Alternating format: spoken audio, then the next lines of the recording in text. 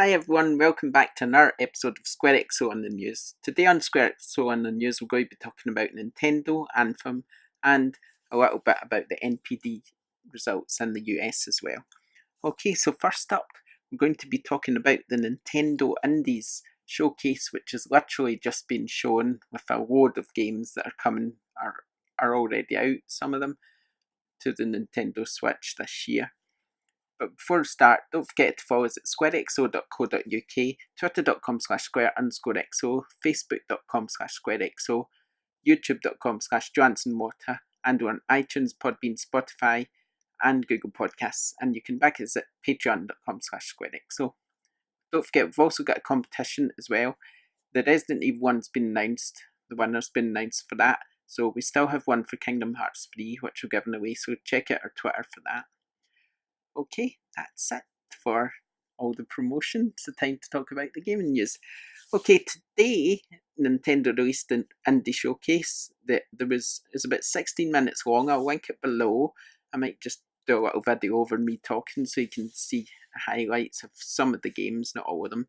But there's quite a few that are out already, I noticed as well. But it's still interesting to see what's coming out. Now, I've put some highlights of the ones I think's quite interesting, which is the one they highlighted actually, and the rest is sort of, I've got a list of some. So the first one shown was Wargroove, which is from Chucklefish. They're usually quite a good developer normally, and it's a turn-based strategy game. It looked quite nice. It was quite colourful. It's quite hard to tell sometimes, isn't it, when you're watching these games and you're basically just seeing them on video. You can only tell so much. It'd be nice to see some gameplay, which there wasn't much of, to be fair, but it looks okay. It looks quite a nice one, that. There was also shown off was Double Kick Heroes, which is a fast-paced zombie shoot-'em-up. I've described it here in my notes as Street Fighter on Heat, because it's like, it's not Street Fighter, sorry, Streets of Rage on Heat, because it's kind of like Streets of Rage, except you're in a car just flying along the screen and you've got all these zombies running at fast pace behind you while you gun them all down. It was pretty mad. Quite basic graphics, quite pixelated and stuff. It's, if you like that sort of thing, I don't mind it too much as long as the gameplay is good. So, but yeah, that one looks fun.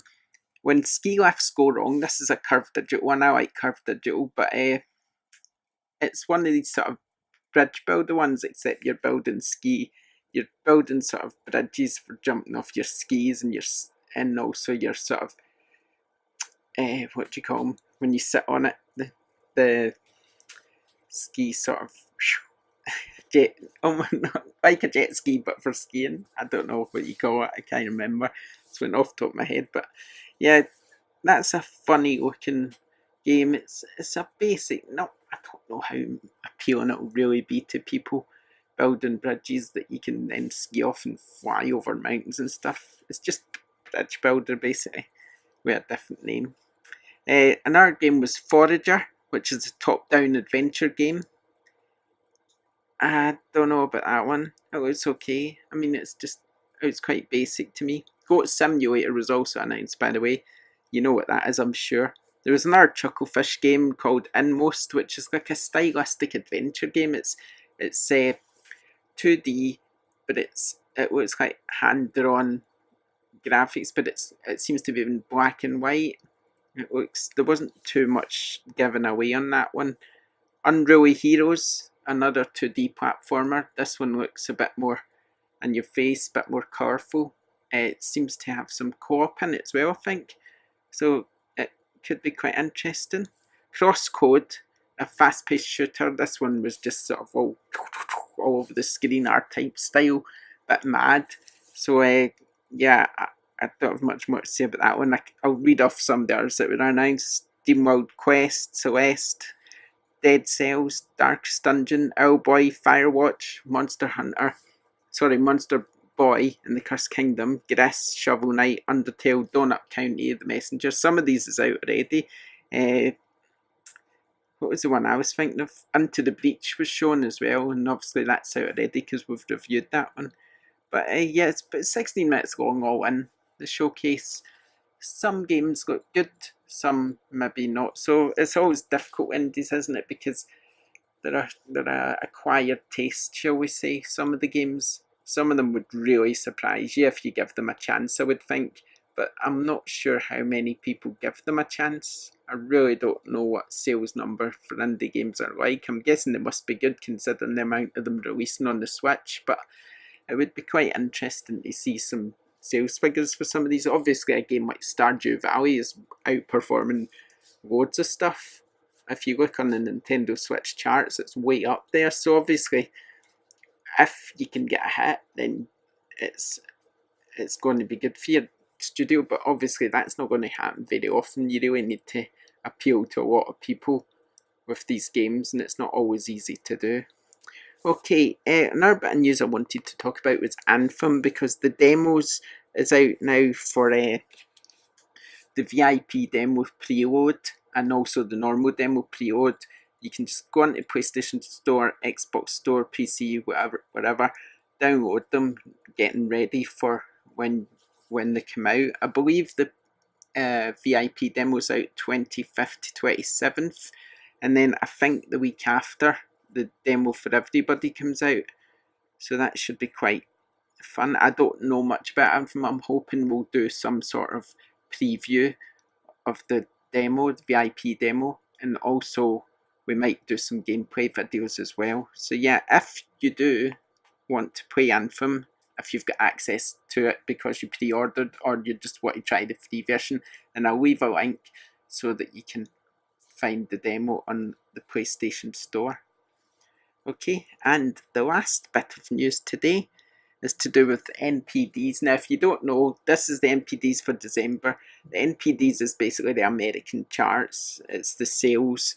So, and December's obviously quite a big month given that it's Christmas. So, let's have a look, shall we? Right, first up, the hardware. The Nintendo Switch was the winner in December, unsurprisingly, generating the highest dollar sales in the month. Not only that, it was also the highest for a single platform since the Wii.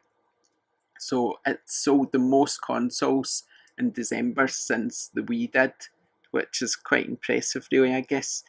2018 has been a great year for hardware in general, registering an 8% growth to 5.1 billion across all consoles, including the mini consoles from Sony and Nintendo. As for software, Red Dead Redemption 2 was the 2018's best-selling game. Call of Duty Black Ops 4 is behind it at number 2, and NBA 2K19 at number 3. Nintendo won in software again, though, generating the most money. So let's have a look at the charts. The charts for December. Software was Super Mario Bros. Ultimate was the top-selling game in December, followed by Red Dead Redemption 2.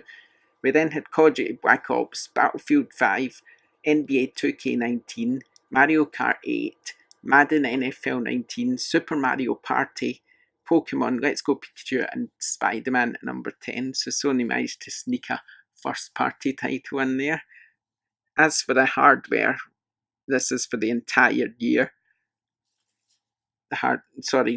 Software charts for the entire year. It was Red Dead Redemption 2, Call of Duty Black Ops 4, NBA 2K19, Madden NFL 19, Smash Bros, Spider-Man, Far Cry 5, God of War, Monster Hunter World, and Assassin's Creed Odyssey. So 2 Sony first-party titles in there.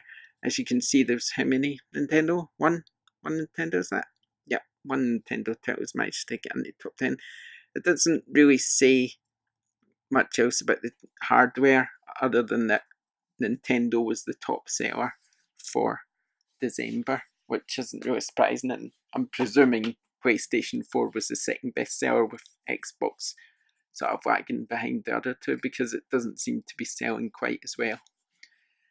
But I do think Xbox sales is up thanks to the Xbox One X, so that's interesting. So yeah, so today we've had Nintendo Undies, a bit on Anthem and the NPDs as well. So there we go, that's that. Don't forget to visit us at squarexo.co.uk, where we had a few reviews go live yesterday.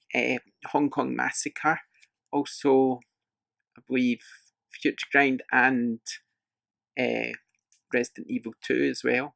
Hong Kong Massacre seems to be causing a bit of a stir on our website, that's for sure. There's a lot of people looking into that. We did do a gameplay video of it as well, of me playing. I wasn't very good, but I tried. But yeah, so check that out. Check out all the articles on the website. Please like, subscribe to these videos. It really helps us. Give us a nice review if you can. Comment below, because we love to interact with your comments. And we'll see you next time. Thanks for now. Bye.